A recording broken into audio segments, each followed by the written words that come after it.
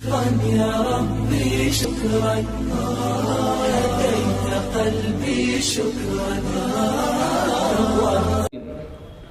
والصلاة والسلام على سيد الأشرف الأنبياء والمرسلين وعلى آله الطيبين الطاهرين وأصحابه الأكرمين الأفضلين. أما بعد، فقد قال الله تعالى في القرآن المجيد والفرقان الحميد: فأعوذ بالله من الشيطان الرجيم، بسم الله الرحمن الرحيم، وما أرسلناك إلا رحمة للعالمين، صدق اللہ العظیم. معزز سامعین اکرام اور اسٹیج پر جلوہ فرما آفتاب خطابت اور سامعین محترم، السلام علیکم ورحمۃ اللہ وبرکاتہ. آئیے کچھ سننے سنانے سے قبل عقائد عالم علیہ السلام کی بارگاہ مصطفیٰ میں درود پاک کا نذرانہ پیش فرمائے. اللہم صلی علی سیدنا و شفیعنا و حبیبنا و مولانا محمد مبارک وسلم. آؤ خوابیدہ مخدر کو جگایا جائے، آؤ خوابیدہ مخدر کو جگایا جائے، حکم آقا پہ عمل کر کے دکھایا جائے. پرچم دین نبی نظر آئے چاروں طرف، پرچم دین نبی نظر آئے چاروں طرف. اس طرح پرچم اسلام کو اٹھایا جائے، اس طرح پرچم اسلام کو اٹھایا جائے. قدم قدم پر نگینہ دکھائی دیتا ہے، قدم قدم پر نگینہ دکھائی دیتا ہے. خدائے پاک ہمیں وہ زمین عطا کر جہاں سے صرف مدینہ دکھائی دیتا ہے، جہاں سے صرف مدینہ دکھائی دیتا ہے. محبوب کی محفل کو محبوب سجاتے ہیں، محبوب کی محفل کو محبوب سجاتے ہیں. آتے ہیں وہی جنہیں سرکار بلاتے ہیں، آتے ہیں وہی جنہیں سرکار بلاتے ہیں. معزز سامعین اکرام، اللہ تبارک و تعالیٰ کا بے انتہا فضل اور اس کا احسان ہے کہ رب تبارک و تعالیٰ نے ہمیں اور آپ کو تاجدار کائنات علیہ السلام کی امت بابرکت میں پیدا فرمایا. اور رب کا سب سے بڑا فضل ہے کہ رب تبارک و تعالیٰ نے ہمیں اور آپ کو آج جشن عید میلاد النبی کی اس مجلس منعقد کرنے کا اور اس کے اندر بیٹھنے کا ثواب عنایت فرمایا. کیونکہ احادیث مبارکہ میں آتا ہے: ذکر الانبیاء من العبادہ و ذکر الصالحین کفارۃ من السیئات. انبیاء کا ذکر کرنا عبادت ہے اور اولیاء کا ذکر کرنا گناہوں کا کفارہ ہے. تو گویا ہم اور آپ یہاں پر بیٹھے ہوئے ہیں، ہمارا سانس لینا عبادت میں شمار کیا جا رہا ہے، ہمارا بیٹھنا اور اٹھنا عبادت میں شمار کیا جا رہا ہے. اور ہم اس نبی کی یاد منا رہے ہیں جو ساری کائنات کے رہبر اور رہنما بن کر تشریف لائے ہیں، جو ساری کائنات کے لیے ایک مشغلِ راہ اور ساری کائنات کے لیے ایک معمہ نور بن کر جو ذات تشریف لائی ہے، اس ذات کی ہم آج میلاد مصطفیٰ منا رہے ہیں. معزز سامعین اکرام، دنیا جب سے رچی اور بسی ہے، اس وقت سے لے کر آج تک ہر مقام پر کہیں یوم صحابہ کے نام سے مجلس منعقد کی گئی تو کہیں یوم سیاست کے نام سے مجلس منعقد کی گئی. وہ مجالس کا مقام کچھ اور ہے، لیکن آج ہم جس مجلس میں بیٹھے ہیں یہ مجلس بارگاہ مصطفیٰ میں مقبول و مبرور ہے.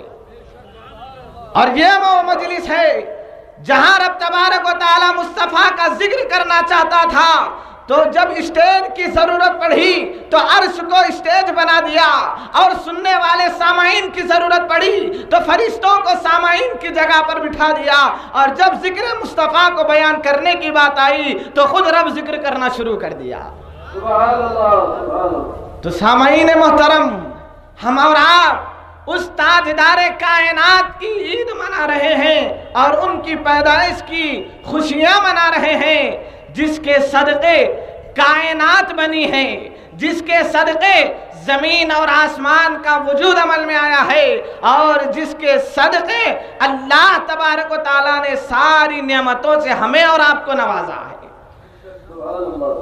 لیکن محترم سامعین اکرام، اللہ تبارک و تعالیٰ کے حضور تاجدار کائنات علیہ السلام کہ خاندان کا ایک سب سے بڑا دشمن جس کا نام ابو جہل ہے، وہ بارگاہ مصطفیٰ میں داخل ہوتا ہے اپنی 2 مٹھیوں کے اندر موٹی موٹی کنکریوں کو بند کر کر، اور داخل ہو کر یہ ارشاد فرماتا ہے تاجدار کائنات سے کہ اے اللہ کے نبی، اگر تم واقعتاً علم غیب کا علم رکھنے والے ہو تو میری مٹھی میں کیا ہے بتلاؤ۔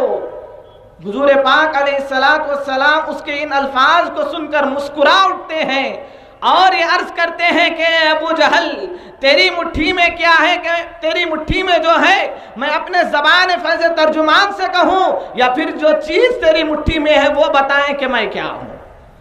اتنا کہنا ہی تھا کہ ابو جہل پریشان اور حیران کی کیفیت اس کے اوپر طاری ہو گئی، اور آقا دو عالم علیہ السلام نے کنکریوں کی جانب اپنا اشارہ کیا تو ساری کی ساری کنکریاں یہ کہہ اٹھی اشہد انک محمد رسول اللہ۔ ابو جہل اس عالم کو دیکھ کر اس کے ہاتھ میں جو کنکریاں تھی وہ لیا اور لے کر قدوم مصطفیٰ کے جانب حضور پاک علیہ السلام کے قدموں کی جانب پھینک دیا اور جا رہا ہے۔ کنکریاں کہہ اٹھتی ہے کہ اے ابو جہل، تیرا بہت بڑا شکریہ۔ ابو جہل عرض کرنے لگتا ہے تم لوگ کس بات کا شکریہ ادا کر رہے ہو، کس بات کا شکریہ ادا کر رہے ہو؟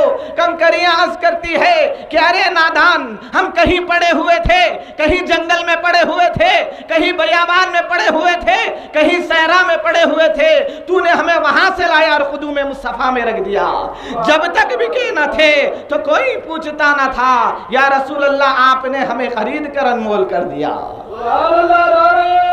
تکبیر، نعرہ رسالت، جشن میلاد النبی۔ تو یہ وہ آقا دو عالم علیہ السلام کی ذات ہے کہ مشکل تھے راستے آسان ہو گئے، دنیا میں رکھا جب میرے نبی نے قدم، پتھر بھی کلمہ پڑھ کر مسلمان ہو گئے۔ تو ایک کنکر ہو کر تعظیم نبی کو بتلا رہا ہے، ایک کنکر ذرہ بن کر تعظیم نبی کی شان کو بیان کر رہا ہے۔ ہم تو ایک ذرہ ناچیز ہے، انہی ناچیزوں میں آج ایسے ناپکار نکل گئے ہیں جو تعظیم مصطفیٰ کو گھٹانے کی کوشش میں ہیں، لیکن ہم اہل سنت والجماعت کا یہی عقیدہ ہے کہ گھٹانے والے آئے ہیں اور گھٹانے میں رہ گئے ہیں، ہم بڑھانے والے ہیں اور بڑھانے میں رہیں گے۔ گھٹانے والوں کی کثرت ہے اور بڑھانے والے اور اس سے کئی کثیر تعداد میں موجود ہے، لیکن سامعین محترم، اللہ تبارک و تعالیٰ نے ارشاد فرمایا قل بفضل اللہ وبرحمتہ فبذلک فلیفرحوا۔ اے حبیب مکرم، آپ ارشاد فرما دیجئے کہ اللہ کی رحمت خاصہ اگر نازل ہو تو چاہیے کہ اس پر خوشی منائے، چاہیے کہ اس پر جشن منائے، چاہیے کہ اس کے اوپر عید منائے۔ لیکن میں یہ کہنا چاہتا ہوں، جب ہم اور آپ جشن عید میلاد النبی کے موقع پر جب عید کرتے ہیں تو یہ ہم سے سوال کیا جاتا ہے کہ ہم نے بخاری میں پڑھا، ہم نے مسلم میں پڑھا، ہمیں ابواب العیدین میں صرف عید الفطر نظر آئی اور عید الاضحیٰ نظر آئی، عید میلاد کا تصور نہیں آیا۔ تو کہنا یہی چاہتا ہوں، تم نے بخاری کو اپنے گمراہی پردوں کو سامنے رکھتے ہوئے پڑھا اور ترمذی کو اپنے سامنے گمراہی کے پردوں کو رکھتے ہوئے پڑھا، اسی لیے تمہیں عید میلاد کی کوئی دلیل محسوس نہیں ہوئی، اور یہ کہا جاتا ہے کہ عید میلاد النبی منانے کا کہاں سے ثبوت ہے، ہم تک لا کر پہنچاؤ۔ تو ہم یہی عرض کرتے ہیں قال عیسی ابن مریم اللہم ربنا انزل علینا مائدۃ من السماء تکون لنا عیدا لاولنا وآخرنا وآیۃ منک۔ حضرت عیسیٰ علیہ السلام رب ذوالجلال کی بارگاہ میں عرض کرتے ہیں کہ اے باری تعالیٰ، تو آسمان دنیا سے ہمارے لیے ایک دسترخوان نازل فرما، یہ ہمارے اگلے اور پچھلوں کے لیے عید کا دن ہوگا۔ تو معلوم یہ ہوا رب کی رحمت خاصہ پر خوشی منانا اور جشن منانا یہ سلف صالحین کا طریقہ ہے، کسی نجدی اور وہابی کا نہیں بلکہ خود رسول اللہ کا طریقہ ہے۔ سبحان اللہ، سبحان اللہ۔ تو محترم سامعین اکرام، جب مومنین جمعہ کے دن عید مناتے ہیں تو اسے بدعت نہیں کہا جاتا، اور کتابیہ اور یہود و نصارہ ہفتے کے روز عید مناتے ہیں، اسے بدعت نہیں کہا جاتا۔ جب عید مصطفیٰ آتی ہے تو یہ عرض کیا جاتا کہ یہ بدعت ہے، یہ شرک ہے، یہ گمراہی ہے۔ لیکن میں یہ عرض کر دوں کہ جب تاجدار کائنات اس دنیا فانی میں جب تشریف لائے تو آپ کے تشریف لانے سے نبی کو نبوت حاصل ہوئی، رسول کو رسولیت حاصل ہوئی، غوث کو غوثیت حاصل ہوئی، قطب کو قطبیت حاصل ہوئی، فاروق کو عدالت حاصل ہوئی، صدیق کو صداقت حاصل ہوئی، اور عثمان کو سخاوت حاصل ہوئی، اور علی کو شجاعت حاصل ہوئی۔ اور جتنے بڑے بڑے اکابر آج اس دنیا کے اندر ہے، سب کو مقام و مرتبہ اور منصب ملا ہے تو خود ذات مصطفیٰ کی ادب پر ملا ہے۔